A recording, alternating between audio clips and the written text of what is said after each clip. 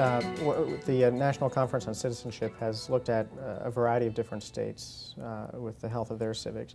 I think they just indicated Minnesota was the most civically healthy. Do you know what's happening in Minnesota that's not happening here? One of the smartest people I ever served with was Pat Moynihan, who was a senator from New York. He'd been a college professor. He was an ambassador to both India and the United Nations. Very accomplished man. And he had a lot of ways that he would describe things in simple terms which challenged you to think about it. And one of those was, what is the single best indicator of a good school system? And his answer was proximity to Canada.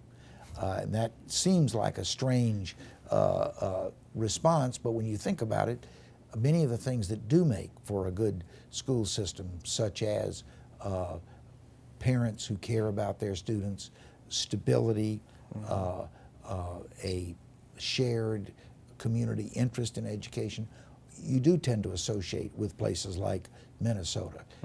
And the same thing reflects itself in their civic life. I think the way you treat your schools is probably as good an indicator of the level of citizenship as any other that's available. So Minnesota has all those qualities, and they have a different politics today than they did 30 or 40 years ago when it was a Democratic farmer labor, very progressive. And now it's a much more competitive state, as witnessed by the fact it took almost 6 months to determine the outcome of their last U.S. Senate election. But it's still, there's a high level of citizen interest and involvement. Yeah, it's good that you mentioned Senator Pat Moynihan. When I was an undergraduate at American University, I was an intern in Senator Moynihan's office. Well, you were a fortunate young man. Yes, it was a great experience to intern in the Congress. I spent 3 years interning. Well, I'm a strong believer in community service and service learning. I think that those activities are the front door to citizenship. Most people grow up with their family in a particular neighborhood made up of people very much like they are, and they are not aware of the fact that there's another world maybe only 5 or 10 miles away. And community service is a way to get you into that other world and develop an interest, whether it's an interest in issues of housing or the environment or homelessness, which then takes you through the front door into the living room of civic activism. How do we communicate that message? Research on civic engagement suggests that people primarily get involved when their self-interest is threatened. Do you see that as a problem for a primary motivation for engagement? I'm surprised, frankly, at that. I would have thought that most people got involved in community service as some form of their educational process. But I will accept what you say as being an empirically correct statement.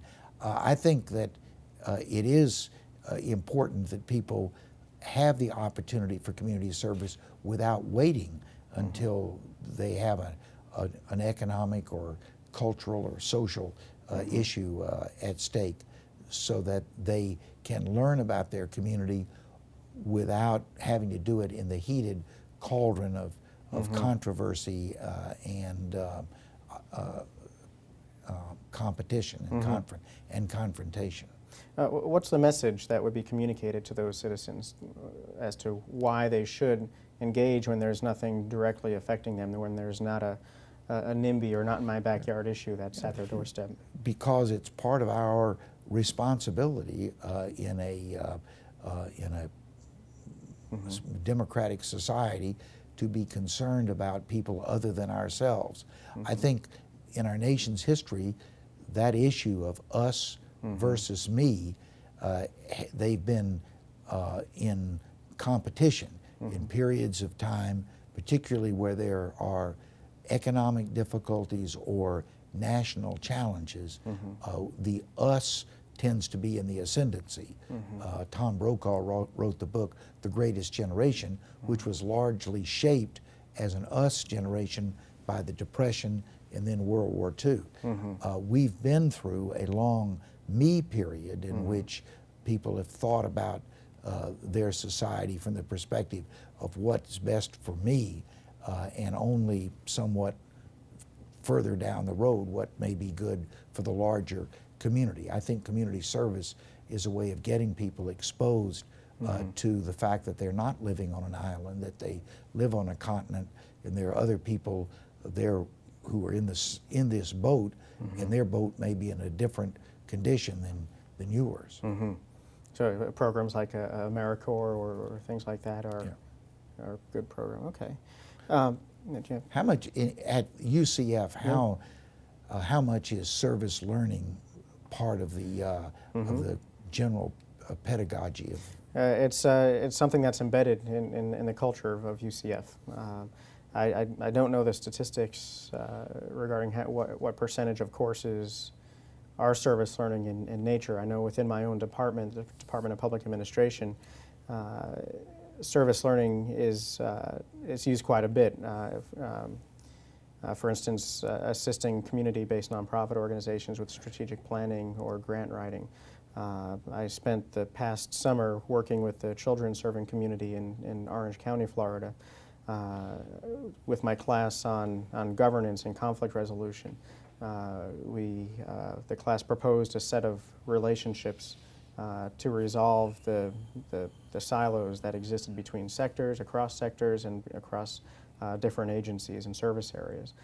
So that community now is moving forward to try to resolve some of their differences through the system the students suggested in order to serve the children and families of the county in a more positive way. So that is something that we see increasing in importance at UCF, and I think around the country with organizations like Campus Compact and others. You mentioned or relate quite a few stories in the book. I'm curious if there are any particular stories or a particular story for you that is most inspiring, that you would focus the reader's attention on. Well, you mentioned the story about Mothers Against Drunk Driving. I think that is a very inspirational story of how one woman's tragedy, the death of her child by a drunk driver, stimulated an enormous change in not only the laws relating to drunk driving, but the cultural attitude.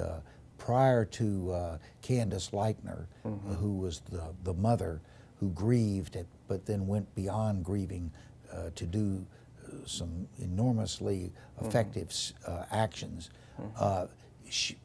Drunk driving had been seen as almost a humorous event. Movies would depict people falling out of cars drunk as a source of derision, but not a source of, there's a potential murderer on the ground there. She changed that attitude, and the statistics are compelling. The year her daughter was killed, which was 1978, there were some 25,000 Americans killed by a drunk driver.